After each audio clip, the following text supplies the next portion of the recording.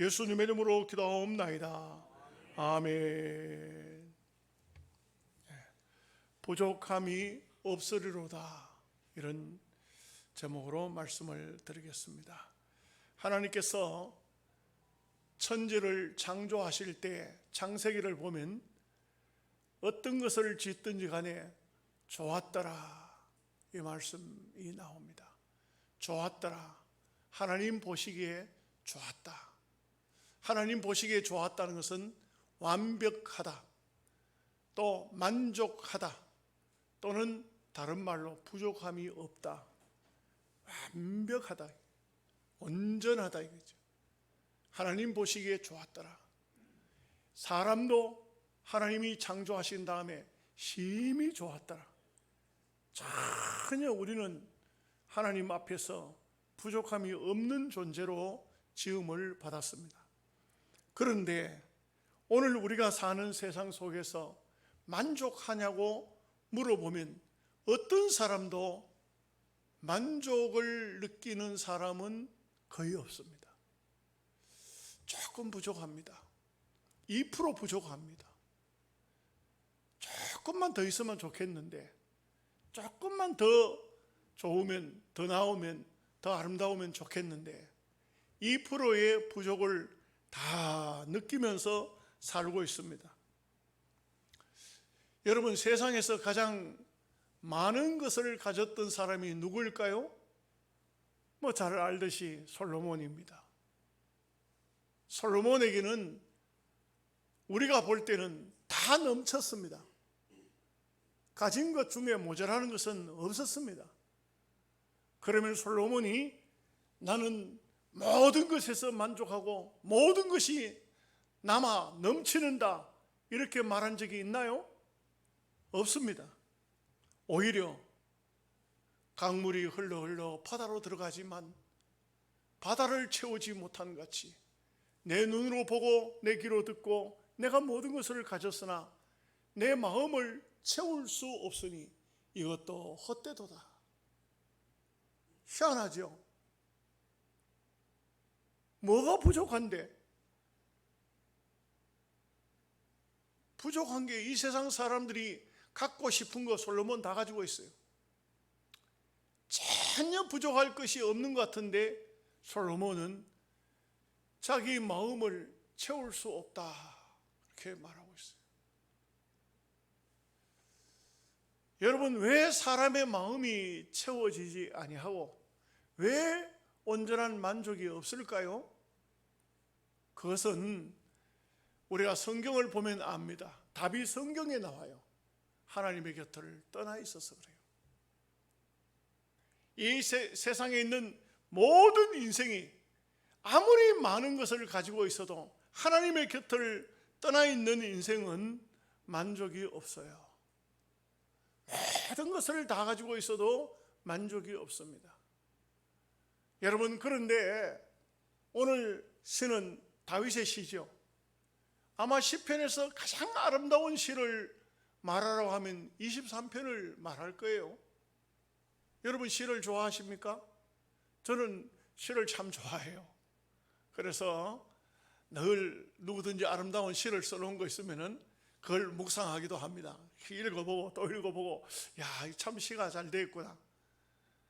그런데 정말 사람들이 쓴 시는 읽으면 읽을수록 이게 내 감성하고는 다른 경우도 많고, 또 사상이 다른 경우도 많고, 또 그 시 속에는 이상하게도 묵상을 해보면은 아주 좀 뭔가 좀 이상한 게 많아요.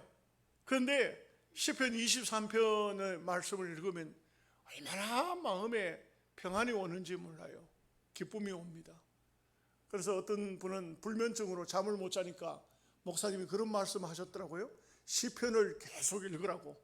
그 시편 말씀을 계속 읽었더니 이 말씀이 암송도 되어지고, 이 말씀이 이게 마음으로만 들어온 것이 아니고 영적으로 영혼 속에까지 깊이 들어오니까 그때부터는 마음에 편함이 와서 잠도 잘 자고 생활도, 삶이 아름다워지더라, 그런 고백을 하는 것을 들었습니다.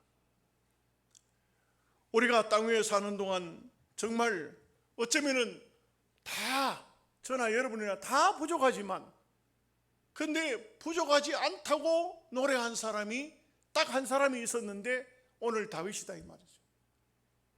그 우리가 다윗을 모르면은 이 사람이 굉장한 축복을 받았구나 이랬겠지만, 다윗을 우리가 많이 배웠잖아요. 참 고생 많이 했습니다. 애들 말로 고생 직사게 했습니다. 죽을 고비도 수도 없이 넘겼습니다. 얼마나 많은 고통과 핍박과 어려움 속에 살았는지 모릅니다. 묘하죠? 놀랍죠? 여러분 고생했어요? 다윗에게 비교 안 돼요. 다윗의 고생한 것만 뽑아내 놓으면은 이거 한 사람이 고생한 게 맞나? 이럴 정도로 이건 무슨 글을 써놓은 게 아닌가? 소설이 아닌가? 아닙니다. 정말 고생 많이 했습니다. 그런데 분명한 것은 힘들고 어려울 때, 고생이 될 때, 고통스러울 때 계속해서 다윗이 찾은 것은 오직 하나님 한 분밖에 없었어요. 하나님만 찾았어요. 그랬더니 그가 고백한 것은 정말 이 세상에는 모든 것이 부족할지라도 하나님이 나와 함께 하시면 부족함이 없더라는 것입니다. 이것은 다윗의 고백이었어요.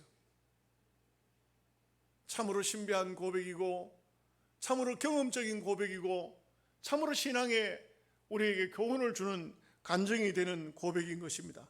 부족함이 없으리로다. 세상에 명예가 있어도, 물질이 있어도, 건세가 있어도, 세상 모든 것을 다 가지고 있어도 다 부족한데 다윗은 부족함이 없으리로다. 이게 다윗이 왕이 되었기 때문에 부족함이 없는 그런 것이 아니에요. 정말 힘들고 어려운 삶을 수도 없이 죽음의 고비를 넘겼지만 하나님을 나의 목자로 삼을 때 내가 부족함이 없었다, 그렇게 말하고 있는 것입니다.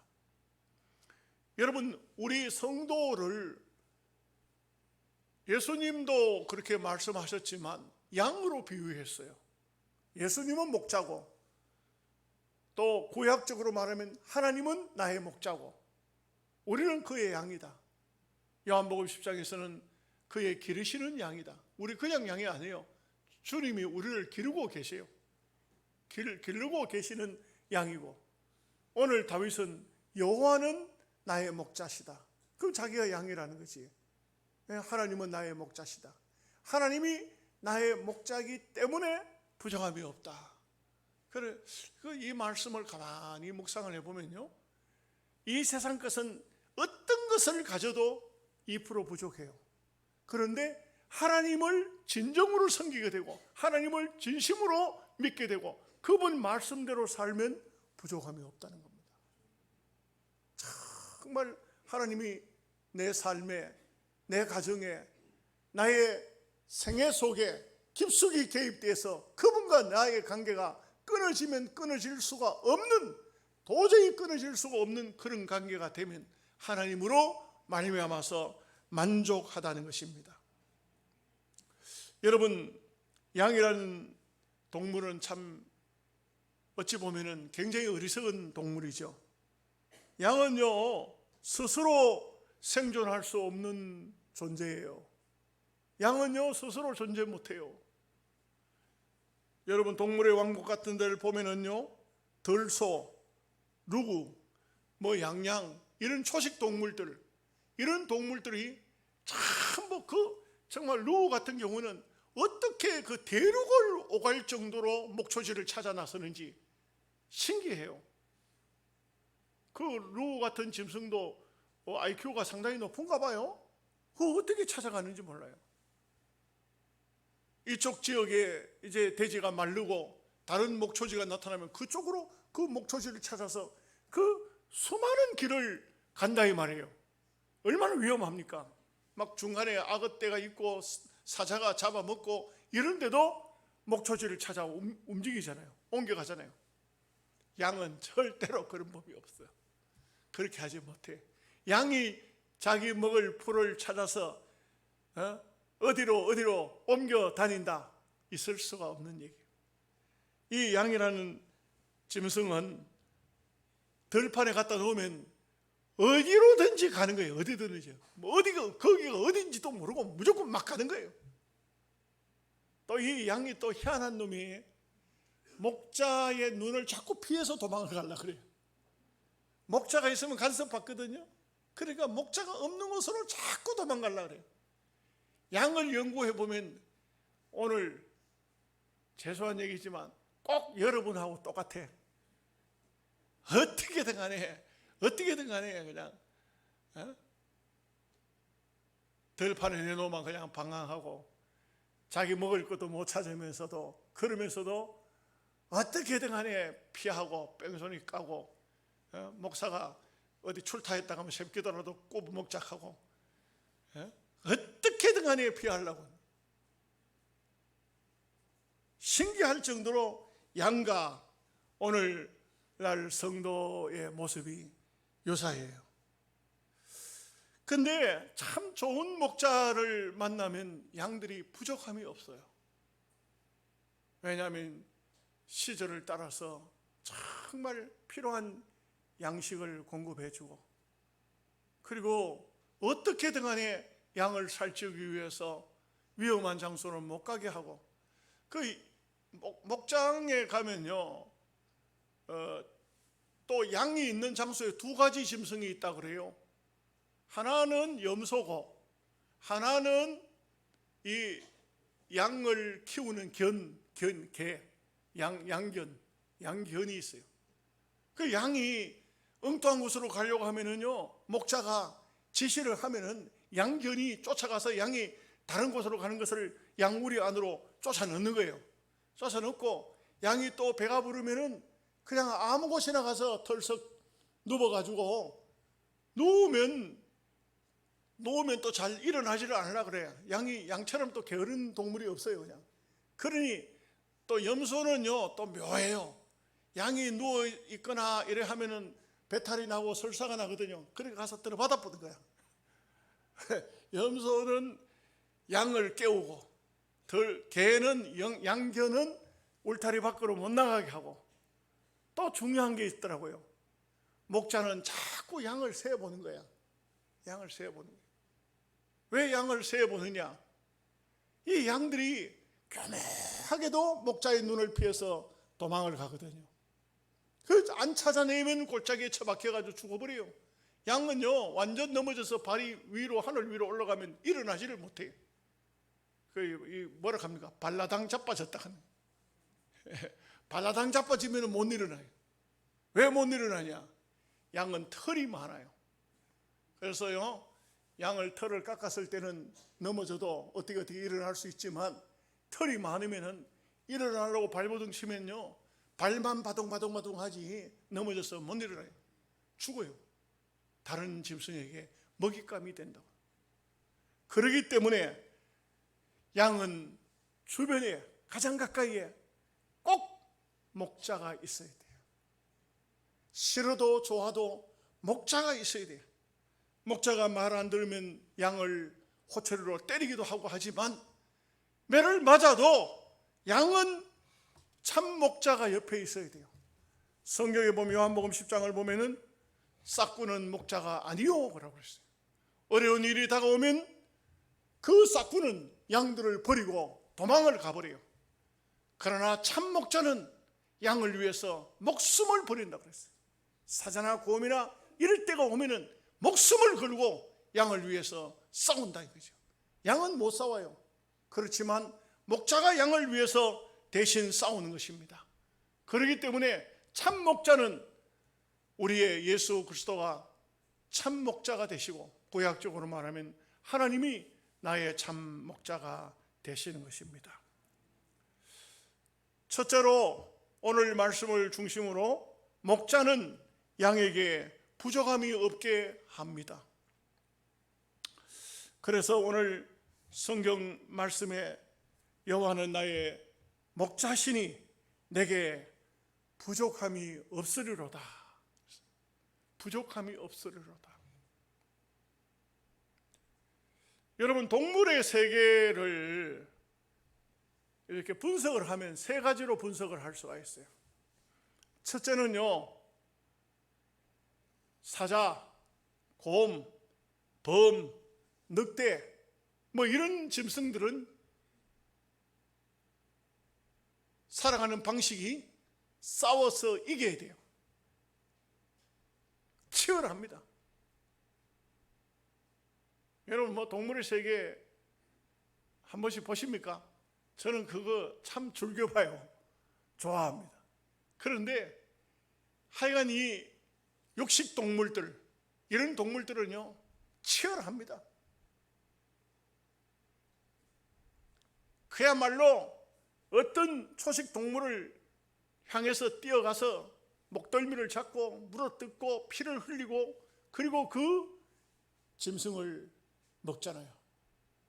그런데 어떻게 잘못되면요, 잘못된 초식동물 중에도 아주 덩치가 크고 힘이 센 것들이 있어요. 이게 잘못되면요, 뭐 사자 같은 경우도 보니까 한 방 잘못 얻어맞으니까 턱이 다 부어졌더만, 뭐 옆구리 같은데 한 방 잘못 얻어맞으니까 배가 터져버려요.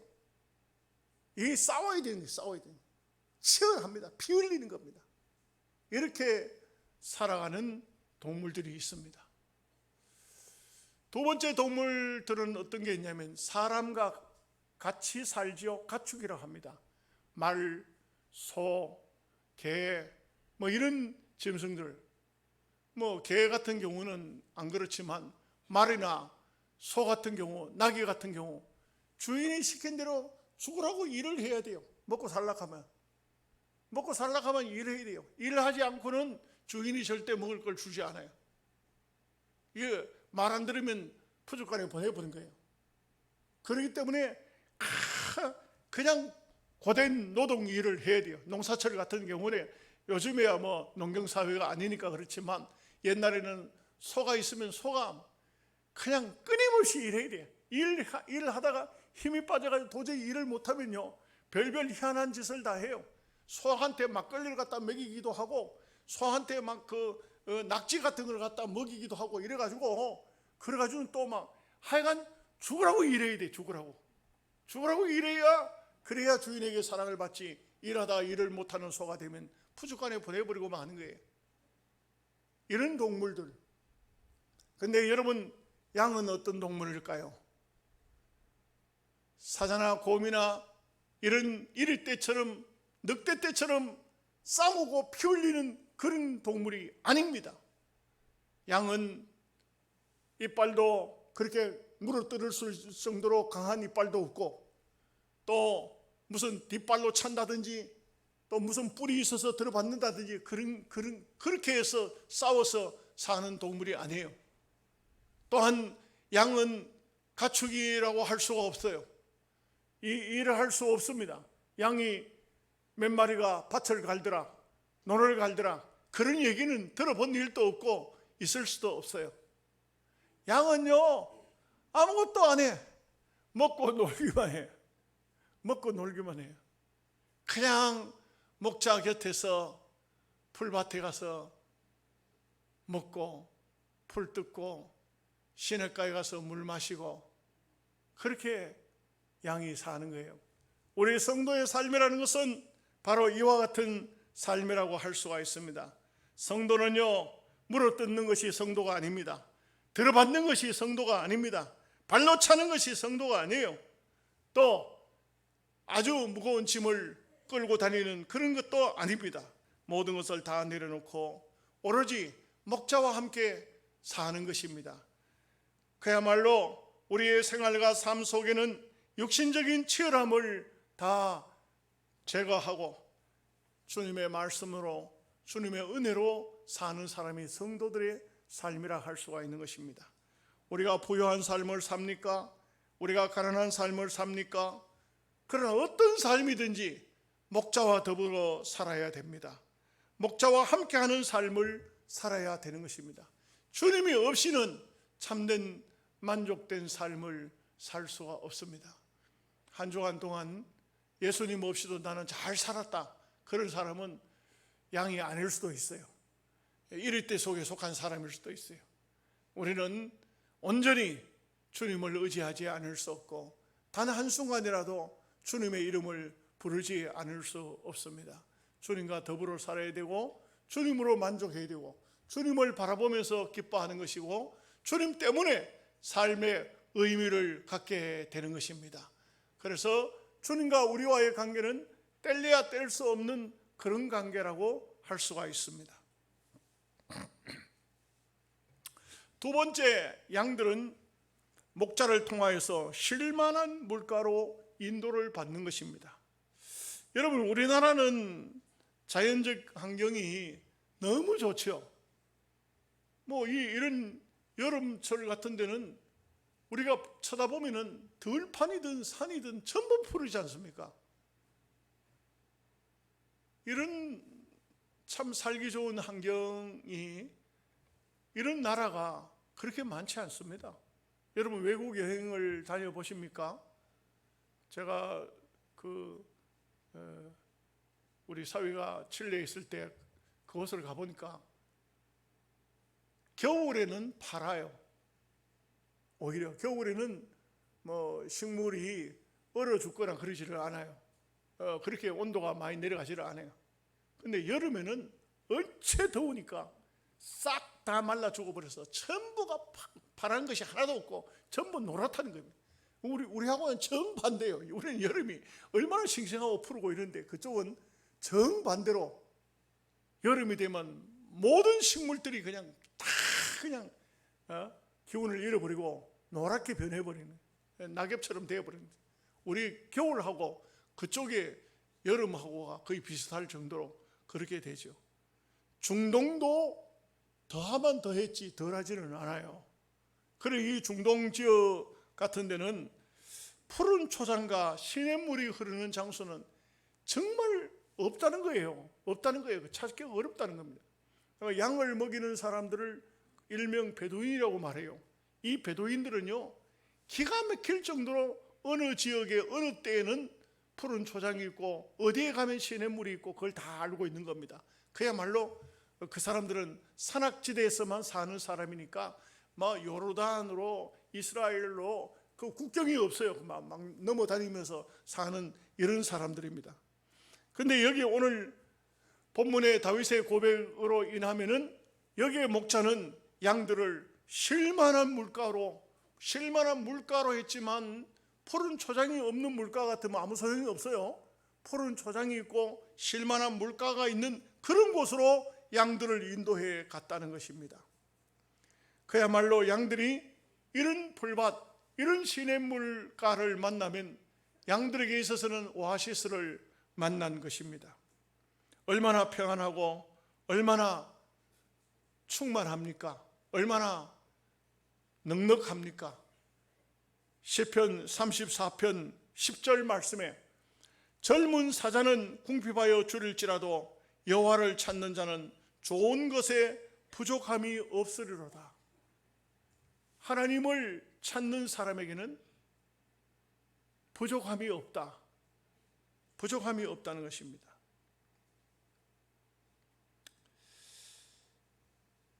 여러분, 우리가 이 세상에는요, 정말 평온함, 정말 진정으로 고요함, 평안함, 참된 안식은 이 세상에는 잘 없습니다.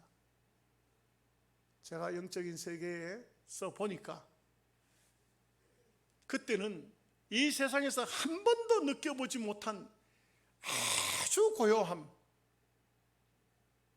잡소리가 전혀 들리지 않는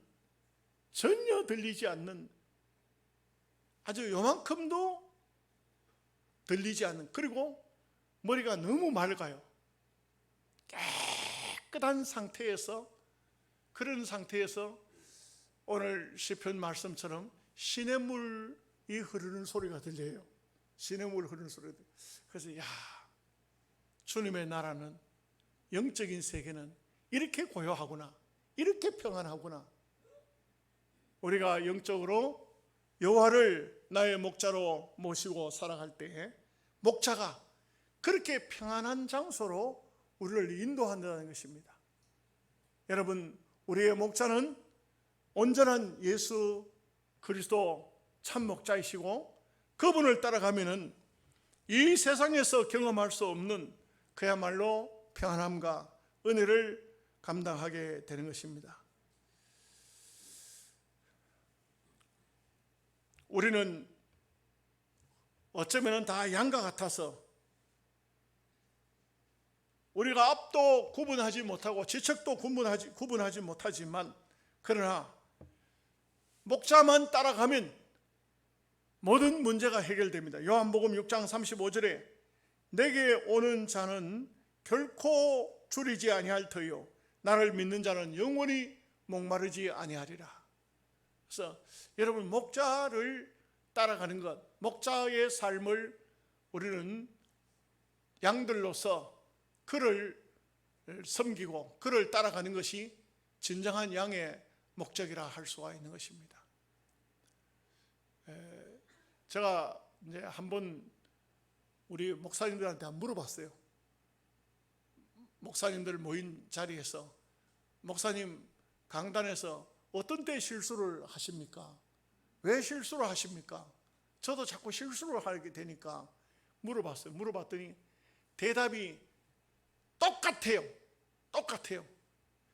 목자는 양을, 성도들이 우리 교회 같으면 200명 미만입니다만 200명 성도가 있으면은, 제가 강단에 서서 설교를 하려고 딱 교인들을 한번 쭉 훑어보는데 권사님 한 분이 안 오셨네. 눈에 들어와요. 여러분들은 이렇게 저를 보고 앉으니까 교인들을 볼 기회가 없지요. 잘 못 보죠. 잘 살피지도 못하고. 그런데 저는 이렇게 보면 아무개 권사님 오늘 못 나오셨네. 아무개 집사님도 안 나왔네. 이래 되면 왜 안 나왔을까? 이걸 생각하다 보면 나는 말은 똑바로 하고 있는 것 같은데 엉뚱한 말이 나가는 거예요. 장로님이 안 나왔다. 그날 설교 죽 쓰는 거예요. 왜 안 나왔을까? 이유 없이 안 나오면 왜? 그래서 어쩌면은 참 목자는 예수님이고 하나님이시지만 교회를 담임하고 있는 목사도 하나의 목자이기 때문에 교인들을 계속해서 살피는 거예요. 계속해서 살피는 겁니다. 그래서 예를 들어서 예배를 드리던 성도가 갑자기 중간에 뻘떡 일어나서 가버리면 내가 뭘 설교하다 무슨 실수를 했나, 잘못을 했나, 이래가지고는 그냥 머릿속에 떠나지 않는 거예요. 그냥 그러니 자꾸 실수한다고. 나중에 보면 예식장에 가느라고 먼저 갔습니다. 죄송합니다. 예식장에 갈 것 같으면, 중간에 갈 것 같으면 오지 마!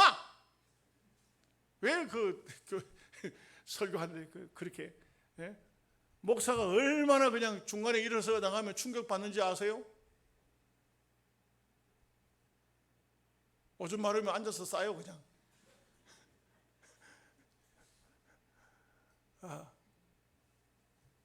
왜 이런 말씀을 드리느냐? 이게 목자와 양들의 관계를 여러분들보다 저는 더 절실히 느끼고 있는 것이, 제가 목회를 해보니까 그렇더라고요. 성도들의 모습을 살피면서 정말 성도들이 기쁘고 좋은 일이 생기면 제가 괜히 기분이 좋고, 성도들 가정에 어려운 문제가 생겼다 하면 아이고 큰일 났다, 저거 어떻게 하면 되겠나, 저 사람 믿음도 크게 없는데 저 문제 어떻게 해결을 하려나, 그래서 기도하고 할 수밖에 없는 것이 목자의 마음이고 목자의 심정이에요. 그렇기 때문에 어쨌든 간에 성도들을 잔잔한 시냇가로 물가로 인도하려고 그렇게 하고자 하는 것이 목자의 마음이듯이 우리 주님의 마음도 바로 그러하다는 것입니다. 한 가지 더 말씀드리죠. 목자는 양들의 영혼을 소생시키는 데 부족함이 없습니다. 우리는 그렇죠. 우리는 이 땅 위에 사는 것이 최고의 목적이 아니지 않습니까? 영혼이 피곤도 할까요? 영혼이 낙심도 될까요? 됩니다. 시편 42편 11절에 똑같은 저자 다윗입니다. 내 영혼아, 내가 어찌하여 낭망하며 어찌하여 내 속에서 불안하여 하는고, 너는 하나님을 바라라. 다윗이 자기가 자기를 향해서 말하는 겁니다. 내 영혼아, 어째서 네가 낭망하느냐, 왜 낙심하느냐, 하나님을 바라라. 이렇게 자기 자신을 향해서 자기가 건면하고 있는 것입니다. 목자에게 있어서 양이 없으면 목자가 필요 없고, 양들에게 있어서 목자가 없으면 살아갈 수가 없습니다. 그렇기 때문에 양들에게 있어서는 우리의 참된 목자가 되시는 예수 그리스도만이 우리에게 진정한 신앙의 영혼을 소생시키는 분이라는 것을 알 수가 있습니다. 여러분, 우리가 이 땅에 사는 삶에 있어서 정말 치열한 세상이지만, 참 힘든 세상이고 어려운 세상이지만, 우리의 진정한 목자장 되시는 예수 그리스도가 계시기 때문에 염려 안 하셔도 됩니다. 여러분 자녀들 주님 앞에 맡기세요. 여러분의 생애 주님 앞에 맡기세요. 여러분의 삶, 이제 내가 얼마 더 살다가 죽을라나, 죽을 때는 어떻게 될까 염려하지 마시고 주님께 맡기세요. 주님은 우리의 영혼을 소생시키고 우리의 영혼을 붙들고 계시고 우리의 영혼을 책임지실 분이 바로 예수 그리스도이신 것입니다. 시편 103편 3절 말씀에 그가 우리 하나님이신 줄 너희는 알지어다. 그는 우리를 지으신 자시요 우리는 그의 것이니 그의 백성이요 그의 기르시는 양이로다. 우리는 하나님의 양들입니다. 주님은 나의 목자가 되십니다. 여러분 뭘 특별히 하려고 하지 마십시오. 그냥 주님께 맡기세요. 예수님께서 제자들을 향해서 이런 말씀을 했습니다. 너희가 하나님의 일을 하여야 하겠다. 하나님의 일을 하라 하니까 뭐가 하나님의 일인가? 그래서 하나님의 일이 무엇입니까? 하고 물었습니다. 전도하는 게 하나님의 일일까? 봉사하는 게 하나님의 일일까? 그런데 예수님께서는 이렇게 말씀합니다. 아버지를 믿는 것이 하나님의 일이니라. 하나님 아버지를 잘 하나님 말씀대로 믿는 것이 하나님의 일이니라. 여러분 잘 믿으시고 믿음의 생활 잘 하시고 하나님을 목자로, 예수님을 목자로 여러분은 양으로 믿음으로 승리하는 삶을 사시기를 주님의 이름으로 축복합니다. 아멘. 기도하겠습니다. 자비로우신 아버지 하나님, 은혜와 사랑